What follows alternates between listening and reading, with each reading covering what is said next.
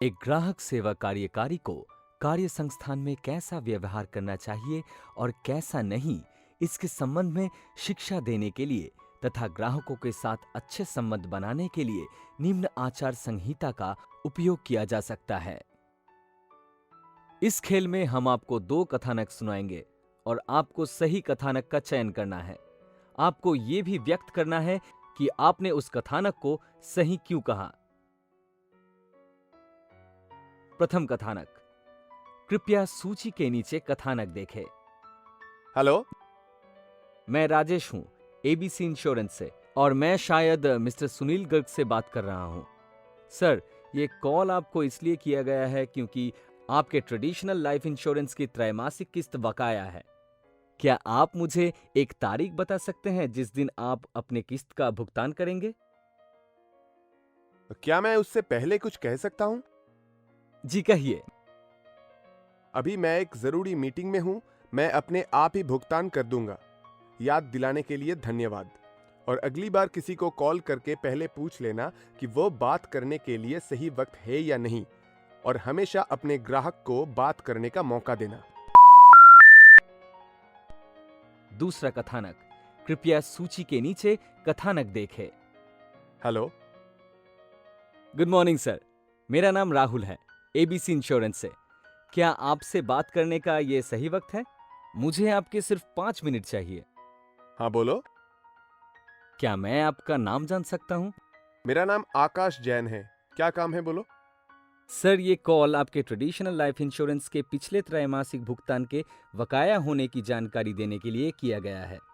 Sir, क्या आप मुझे ये बता सकते हैं कि आप अपना भुगतान कब करने वाले हैं?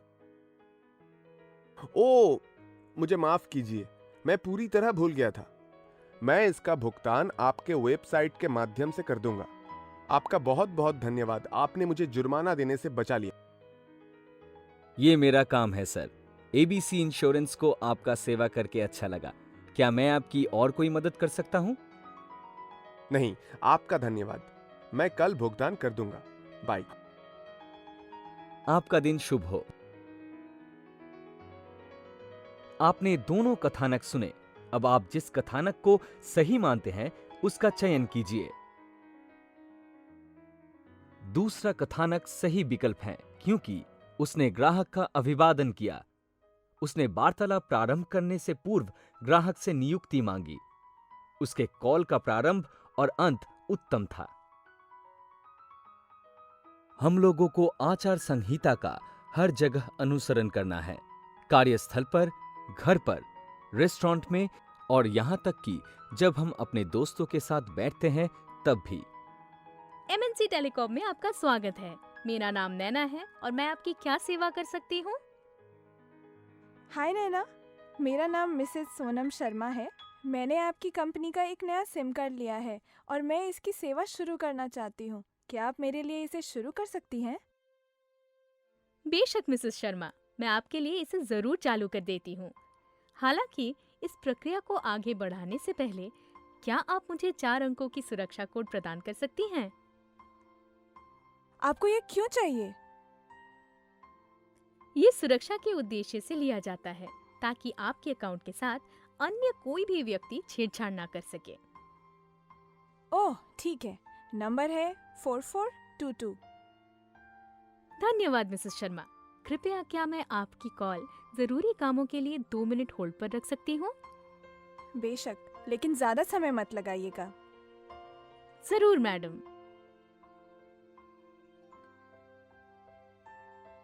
होल्ड पर रहने के लिए धन्यवाद। मैं आपके धैर्य की सराहना करती हूँ।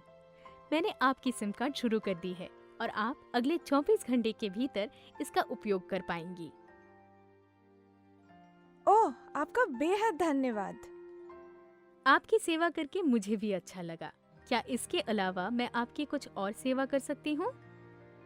जी नहीं, और कुछ नहीं। आपका धन्यवाद। बाय।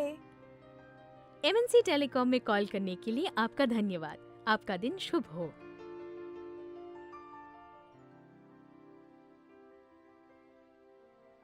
एमएनसी टेलीकॉम में आपका स्वागत है। मेरा नाम राहुल है और मैं आपकी क्या सेवा कर सकता हूं? हाय राहुल, मेरा नाम अनिल वर्मा है और मैं अपना अकाउंट बैलेंस जानना चाहता हूँ। बेशक सर, क्या मैं आपकी कॉल 3 मिनटों के लिए होल्ड पर रख सकता हूं?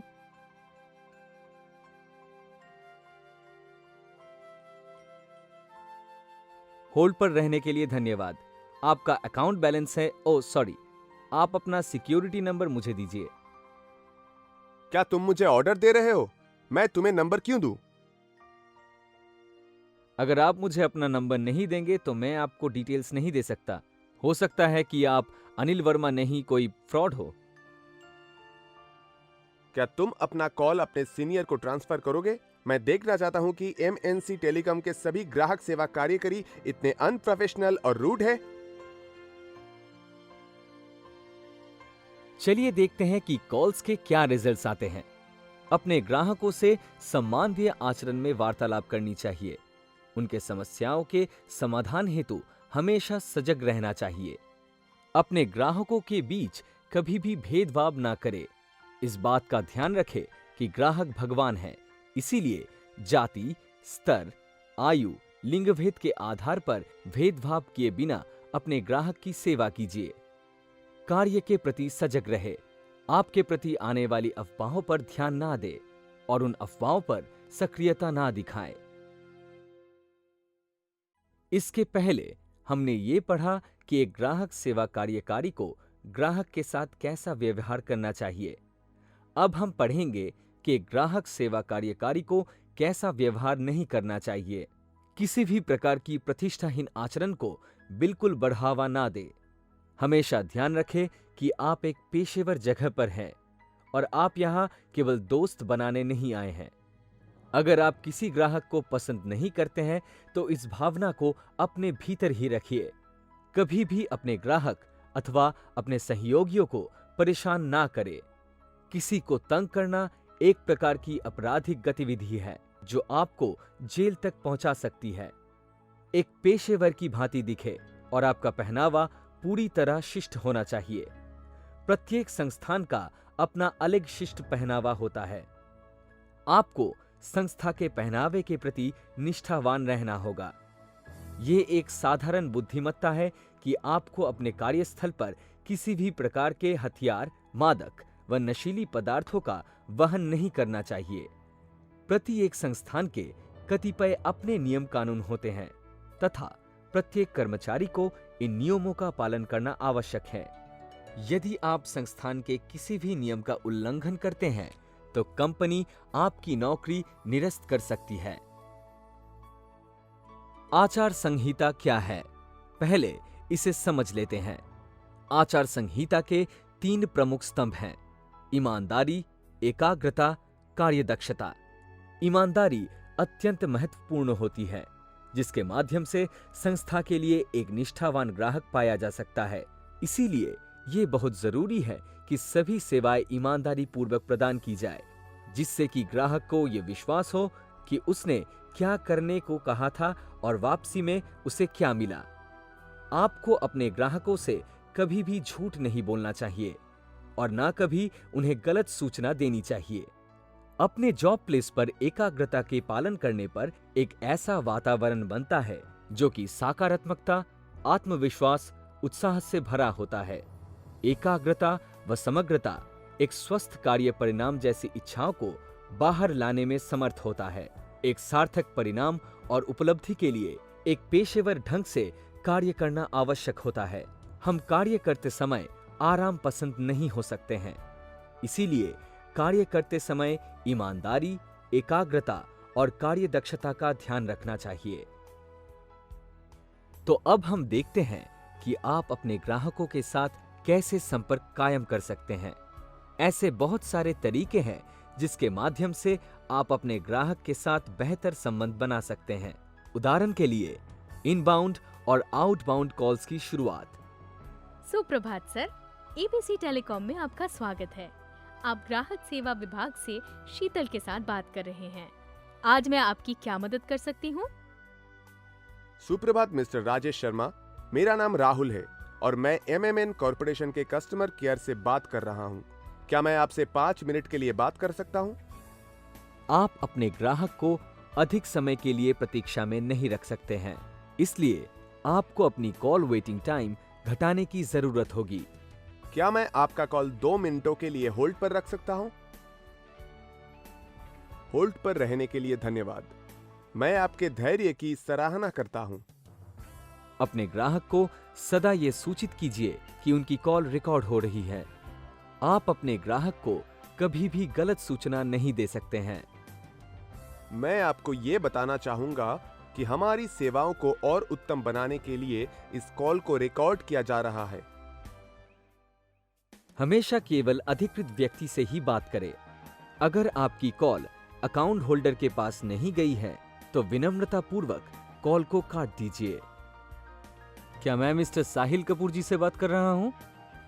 नहीं, मैं उनका बेटा राज बोल रहा हूं। जो भी बात है आप मुझे बता सकते हैं। ठीक है सर, क्या आप मुझे इस अकाउंट के 4 अंकों वाला सुरक्षा कोड बता सकते हैं? मुझे माफ कीजिए, मैं ये नहीं जानता। आप मुझसे सुरक्षा से जुड़े कुछ अन्य सवाल पूछ सकते हैं। मुझे माफ कीजिए सर, मैं ऐसा नहीं कर सकता। मैं कुछ देर के बाद कॉल करता हूं। अपना समय देने के लिए धन्यवाद। आपका दिन शुभ हो। प्रस्ताव और प्रोन्नति के मामले में एक ही ग्राहक को माह में 1 से अधिक बार कॉल ना करे। कल मेरे पास आपके कस्टमर केयर से एक कॉल आया था।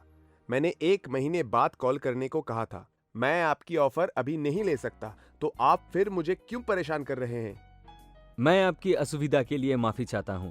मैं आपकी फीडबैक अपने डेटाबेस में सेव कर लेता हूं ताकि आपको फिर से कोई परेशानी ना हो।